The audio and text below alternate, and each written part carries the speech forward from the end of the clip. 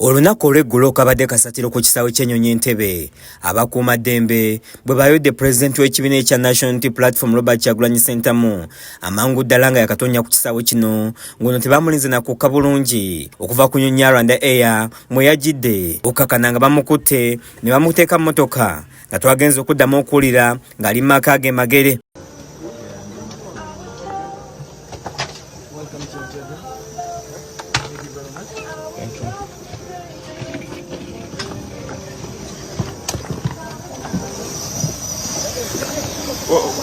Where are you taking him? Where are you taking him? Where are you taking him? Where are you taking him? Where are you taking him? Member of Parliament. This is happening on an international airport. They are coming to the plane. They are coming to the plane. This is happening at the international airport.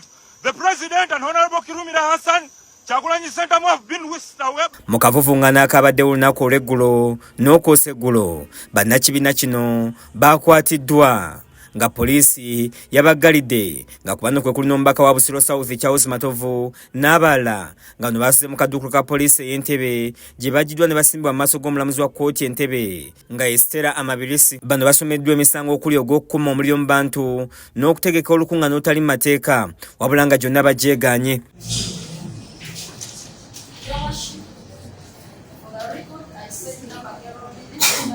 Bannamateeka b'ekibiina kya NUP abakulembeddwamu omubaka omukyalo wa Kampala Shamim Malende ne Wagaba Ismail basabye omulamuzi akkiriza abantu beeyimirirwe nga kino omuwabi wa gavumenti Nabulobi Anne takiwakanyizza ng'abakwate balagiddwa okusasula emitwalo 2 buli omu egy'obuliwo nga n'ababeeyimiridde basabiddwa okusasula ensimbi obukadde 4 ezitali za buliwo wabula nga y'omubaka Charles ayimbuddwa awatali kuggulwako musango gwonna. Vamala kkooti ogeddeko ne munnamateeka Shamim Malende n'abaako byalambulula ng'onategeeza nti bakyagenda mu maaso n'okutalaga ebitundu by'eggwanga Uganda ebyenjawulo okusobola okununula abaakwatiddwa. Abantu baffe abawerera ddala 9 baleeteddwa wano Entebbe kkooti nga babajja ku police station y'Entebbe era ne basomerwa emisango egy'okuba olukuŋŋaana obutali mu mateeka era nga bagamba nti enkuŋŋaana ezo ziteeberezebwa okuba tizaali zimalawo eddembe n'okukanga ababaliraanye.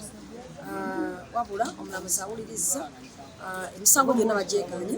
Emisango omulamuzi n'awuliriza okweyimirirwa kwabwe era okweyimirirwa kwabwe n'abeera nga akukkiriza. So ffe tujja kukola omulimu gwaffe okulaba nga tulwanira abantu baffe okulaba nga bava mu makomera nga kino kye tukoze olunaku lwaleero wano Entebbe. Twogeddeko n'abaako okubadde Mike Ombate Kamo wa Entebbe Municipality kosa Paul Mweru wamu ne Onayibu wa Kayima Musoke kosa n'abalala nga bali kwe balambuludde. Embeera y'okukangakanga n'okuziyiza s'abantu baffe abo bakuumiddwa n'ab'enganda zaabwe tebamanyi nti gundi ali wano.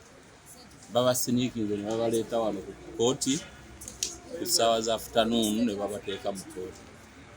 Ekyamazima wabaddewo ndowooza enteekateeka ey'okubakuba ekimooni babatwale mu prison. Gw'omuwendo gw'abakwatiddwa bawera ddala 40 n'okusinza ku poliisi ya kuno kyokka nga ky'ekibiina kya NUP kigamba nti abakwate basuuka mu 3 nga bakumirwa ku poliisi ez'enjawulo nga baliko n'olukalala lw'amannya lwe bafulumizza. Kizza Peter yakusakidde eggulire lino ku Crackers TV Agalero.